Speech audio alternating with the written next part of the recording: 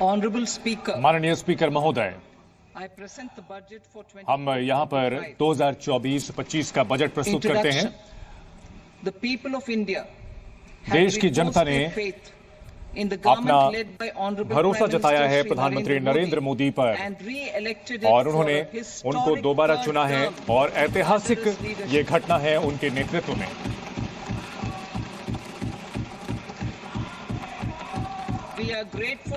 और हम उनके समर्थन के लिए आभारी हैं, उनके भरोसे के लिए और हमारी नीतियों पर जो उन्होंने समर्थन दिया है, हम उनके आभारी हैं और हम ये सुनिश्चित करने का प्रयास करेंगे और हम ये सुनिश्चित करेंगे कि किसी के भी जाति, धर्म और उम्र के आधार पर उनसे भेदभाव ना हो और वे अपनी आकांक्षाओं को पूरा कर सकें, ये हमारी प्राथमिकता होगी। वैश्विक परिदृश्य को अगर हम देखें तो वैश्विक जो अर्थव्यवस्था है वो अभी भी नीति को लेकर के चुनौतियों का सामना कर रही है। वहां राजनीतिक अस्थिरता है और इसके अलावा जो समुद्री रास्ते पर समस्याएं आ रही हैं और ऐसे में जो अंतर्राष्ट्रीय अर्थव्यवस्था है उसको चुनौतियों का सामना करना पड़ रहा है और वहां महंगाई भी बहुत ज्यादा है। और अगर इस संदर्भ में देखें तो भारत की जो आर्थिक प्रगति है वो और एक बेहतरीन रास्ते पर है और चमकता हुआ सितारा बना हुआ है और पिछले कुछ सालों में लगातार ये तरीका बरकरार रहा है। भारत की जो महंगाई है वो लगातार कम बनी हुई है, स्थिर बनी हुई है और 4% के लक्ष्य की ओर आगे बढ़ रही है। अगर बात की जाए ईंधन और भोजन के महंगाई को छोड़ दे तो 1.3% बना हुआ है और ये कोशिश की जा रही है कि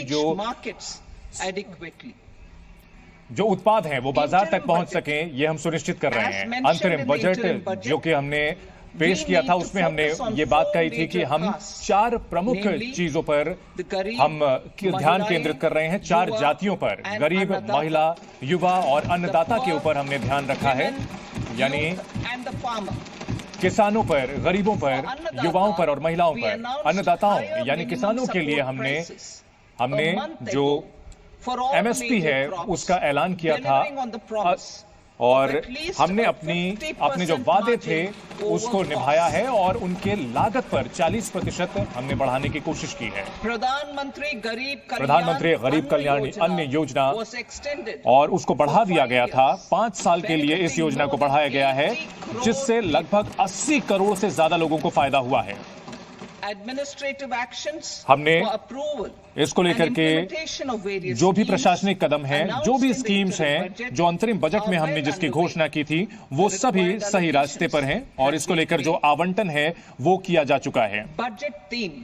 बजट 3 और हम अब पूरे साल और आगे के समय के लिए हम खास तौर पर ध्यान दे रहे हैं रोजगार को लेकर के, कौशल विकास को लेकर, लघु और मध्यम जो उद्योग हैं उन पर फोकस कर रहे हैं और हम 5 स्कीमों पर प्रधानमंत्री के योजना का ऐलान कर रहे हैं जिससे कि रोजगार बढ़ेगा, कौशल विकास बढ़ेगा और इसके अलावा अन्य मौके भी बढ़ेंगे ताकि 4.1 करोड़ युवाओं के लिए रोजगार के मौके अगले 5 साल में मिलेंगे। और इसके लिए हम जो आवंटन कर रहे हैं वो 2 लाख करोड़ रुपए का है और मैं इसके बारे में अब बहुत जल्द इसमें बताऊंगी और इसमें कुछ और विस्तृत जानकारी भी जो है वो आप एनेक्शन में देख पाएंगे। इस साल हमने 1.48 लाख करोड़ रुपए 1.488 लाख करोड़ रुपए का आवंटन हमने शिक्षा और कौशल विकास पर दिया है। बजट की जो प्राथमिकताएं हैं हमें जनता ने बहुत ही अच्छा मौका दिया है ताकि हम तेज विकास और समग्र विकास की ओर आगे बढ़ सकें। अंतरिम बजट में हमने वादा किया था कि हम एक विस्तृत रोड मैप प्रस्तुत करेंगे विकसित भारत को लेकर के और उसी रणनीति के तहत हमने जो अंतरिम बजट में जो बातें कही थी इस बजट को भी हम स्थिर तरीके से आगे बढ़ेंगे और ये हमारी 9 प्राथमिकताएं हैं जिससे कि ज्यादा से ज्यादा सभी के लिए मौके बन सकेंगे। सबसे पहला उत्पादकता और कृषि को काफी हम मजबूत बनाने की कोशिश करेंगे, लचीला बनाने की कोशिश करेंगे। रोजगार और कौशल विकास पर दूसरी बात तो हमारी फोकस रहेगी। तीसरा हमारा ध्यान सामाजिक न्याय के साथ हम आगे बढ़ेंगे। मैन्युफैक्चरिंग और सर्विसेज पर हमारा फोकस है। पांचवा, शहरी विकास पर हम ध्यान देंगे। छठा, हम ऊर्जा सुरक्षा सुनिश्चित करेंगे। सातवां, हम आधारभूत ढांचे पर ध्यान देंगे। आठवां, हम इनोवेशन और रिसर्च के साथ साथ हम विकास पर ध्यान देंगे। और नौवीं बात जो होगी वो नए जमाने के हिसाब से सुधार पर हम ध्यान देंगे।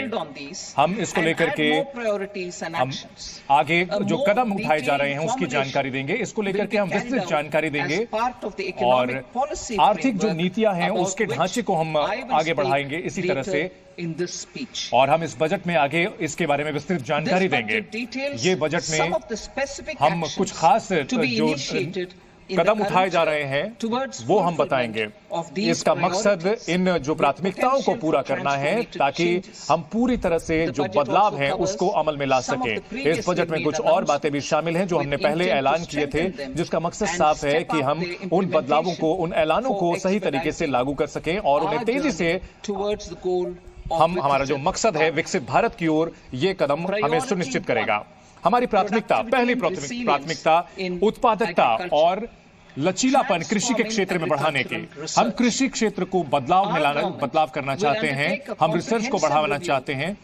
हमारी सरकार ने एग्रीकल्चरल रिसर्च यानी कृषि के क्षेत्र में रिसर्च को आगे बढ़ाया है ताकि हम जो है उत्पादकता को बढ़ा सकते हैं, यानी प्रोडक्टिविटी को बढ़ा सकें और साथ ही जलवायु के साथ हम जो है तालमेल बिठा करके आगे बढ़ सके। इसके लिए जो फंडिंग है वो उपलब्ध कराई जाएगी और इसमें प्राइवेट सेक्टर को भी लाया जाएगा, चाहे सरकार और बाहर के जो भी विशेषज्ञ हैं उनको जोड़ा जाएगा और ऐसे रिसर्च में उनकी भागीदारी सुनिश्चित की जाएगी। नई जो वैरायटी है वो लाई जाएगी और कई ऐसी वैरायटीज जो कि जलवायु से जुड़ी हुई हैं उनको लाया जाएगा। अलग अलग जो उत्पाद हैं उनको लाया जाएगा और किसानों को इससे मदद मिलेगी। नेचुरल फार्मिंग यानी प्राकृतिक खेती को हम फोकस दे रहे हैं। अगले 2 साल में 1 करोड़ जो किसान हैं उनको पूरे देश में प्राकृतिक खेती की ओर हम ले जाएंगे और इसके लिए उनको सर्टिफिकेशन उपलब्ध कराया जाएगा, ब्रांडिंग उपलब्ध कराया जाएगा और ऐसे में जो अमल में लाया जाएगा, जो हमारे वैज्ञानिक संस्थान हैं और जो पंचायत हैं उनकी सहायता से ये लक्ष्य हासिल किया जाएगा और बायो इनपुट रिसोर्स सेंटर भी स्थापित किए जाएंगे। Missions for pulses and oil seeds. दाल और तिलहन के लिए हम मिशन मोड में आगे बढ़ेंगे। हमारी कोशिश होगी कि तिलहन पर हम आत्मनिर्भरता हासिल करें। इसके लिए हम उत्पादकता और भंडारण के साथ साथ मार्केटिंग पर भी ध्यान देंगे और जैसा कि हमने अंतरिम बजट में इसका ऐलान किया था, एक रणनीति को हम आत्मनिर्भरता के जरिए हासिल करेंगे। तिलहन जैसे कि सरसों, बादाम, मूंगफली, सोयाबीन और साथ ही सूरजमुखी का उत्पाद जो है इसमें शामिल किया जाएगा। इसके अलावा जो सब्जियां हैं उनकी सप्लाई चेन पर भी हम ध्यान देंगे। जो सब्जियों का उत्पादन है उसके लिए क्लस्टर बनाया जाएगा और ऐसे में ध्यान रखा जाएगा कि जो अधिक उत्पाद वाले क्षेत्र हैं उन पर उनके नजदीक होगा। हम इसमें कोऑपरेटिव को जोड़ेंगे, स्टार्टअप को इसमें जोड़ेंगे और ताकि सप्लाई चेन को मजबूत किया जा सके, ताकि जो भंडारण और संग्रहण है वो सही तरीके से किया जा सके। और कृषि के लिए डिजिटल पब्लिक इंफ्रास्ट्रक्चर बनाने पर हमारा फोकस रहेगा और हमने इसको लेकर जो पायलट प्रोजेक्ट शुरू किया था वो काफी सफल रहा है और हमारी सरकार जो कि राज्यों के साथ साझेदारी करके इसे सुनिश्चित करेगी कि डिजिटल पब्लिक इंफ्रास्ट्रक्चर को मजबूत किया जाए, खासतौर पर खेती में, और इससे किसानों को उनके जमीनों को 3 साल के लिए जोड़ा जाएगा। इस साल की अगर बात की जाए तो डिजिटल क्रॉप सर्वे खरीफ के लिए कराया गया है और इसको 400 जिलों में इस साल इसे लागू किया जाएगा। 6 करोड़ किसानों को इसमें शामिल किया जाएगा और उनके उत्पाद को लाया जाएगा। फार्मा और लैंड की जो रजिस्ट्री है उसमें इसे शामिल किया जाएगा। जन समर्थित किसान क्रेडिट कार्ड की सुविधा उपलब्ध कराई जाएगी 5 राज्यों में। Shrimp production and export. इसके अलावा जो श्रिम्प है उसकी उत्पादकता बढ़ाई जाएगी। हमारी कोशिश ये होगी कि जो समुद्री उत्पाद होता है, समुद्री भोजन होता है, उसको बढ़ाया जाएगा और इसकी फार्मिंग, इसका जो उत्पादन है ये सुनिश्चित करने के लिए इसका एक्सपोर्ट अच्छे तरीके से हो सके, इसके लिए नाबार्ड के जरिए इसे कराया जाएगा। राष्ट्रीय कोऑपरेशन पॉलिसी को लागू किया जाएगा। हमारी सरकार एक राष्ट्रीय सहयोग नीति लाएगी ताकि सही तरीके से और सही समय पर विकास किया जा सके। जो भी सहकारी समितियां हैं, सहकारी क्षेत्र है, उसका विकास हो सके और जो ग्रामीण अर्थव्यवस्था है उसको तेजी से बढ़ाया जा सके, जिससे कि रोजगार के मौके बन सके बड़े पैमाने पर। यह सुनिश्चित किया जाएगा और यह हमारा लक्ष्य होगा। इस नीति का लक्ष्य यही होगा कि रोजगार के मौके हों और इस साल के लिए हमने 1.52 लाख करोड़ रुपए का आवंटन रखा है कृषि और इससे जुड़े हुए क्षेत्रों के लिए।